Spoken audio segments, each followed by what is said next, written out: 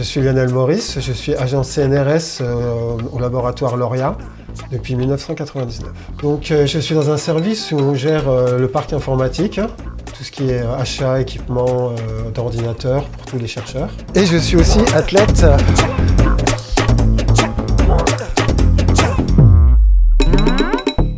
Alors mes collègues ont appris ma vie sportive dans les journaux.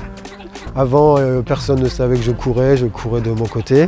Et depuis 2 ans, on va dire, j'ai fait la une de l'Est républicain.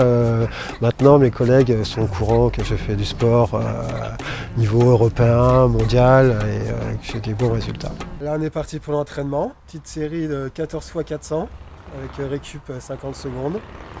Ça va piquer un peu.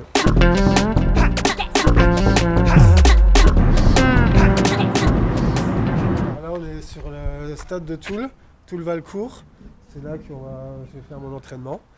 Et là, on a le gymnase et les vestiaires pour se changer. On peut te suivre? On peut me suivre.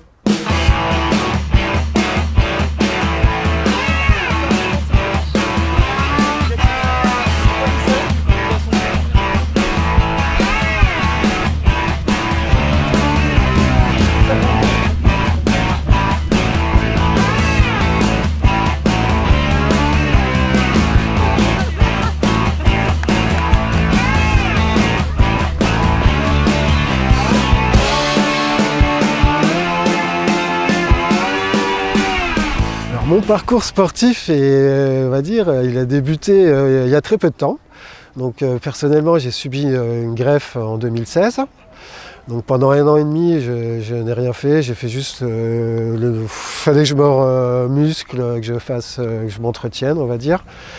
Et après, j'ai vu une affiche pour les Jeux nationaux des transplantés qui a eu lieu à Boulogne-sur-Mer en 2018. Et du coup, j'étais intrigué et ça m'a donné envie de me mettre au sport même carrément, quoi. Donc j'ai commencé à courir petit à petit de mon côté. Et après, j'ai mon fils qui a intégré le club de Toul là, en sprint. Et puis des parents m'ont dit viens courir en loisir avec nous. Donc j'ai pris une licence en 2019 en loisir, j'ai commencé à courir quelques kilomètres, après 5, 10, voilà.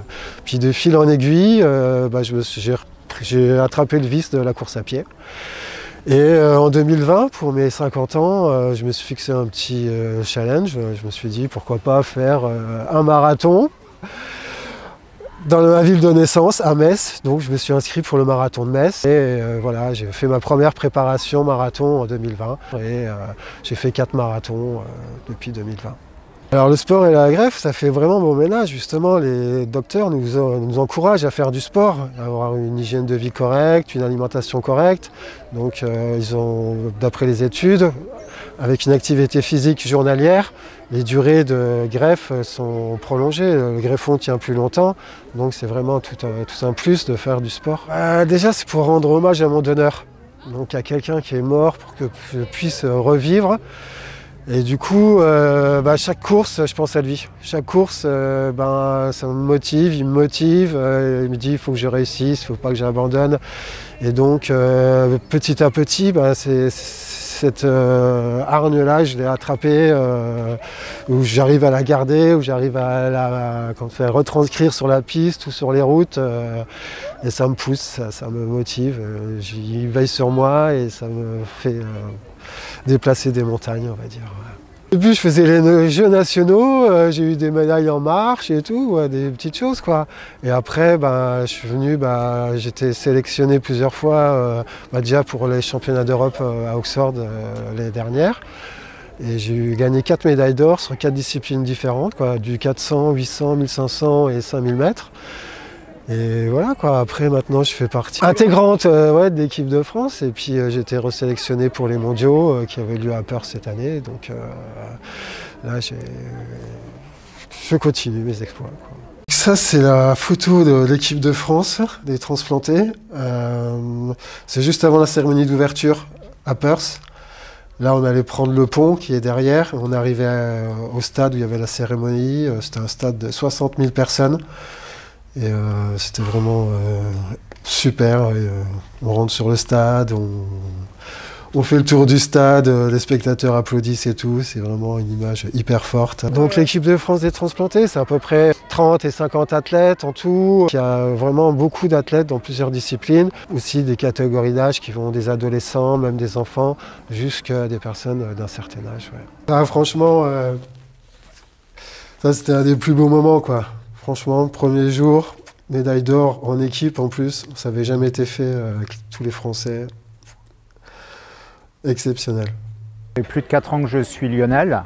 Lionel, il faut savoir que c'est quelqu'un de discret, d'humble. La première année, je ne savais pas qu'il était greffé. Je l'ai appris au bout d'un an. C'est vraiment, j'ai vraiment admiré ça parce qu'il veut faire les séances comme un athlète entre guillemets normal, valide. Il ne prend pas en compte sa greffe comme un handicap, mais plutôt comme une force. Maintenant, tout le monde connaît son parcours, son histoire.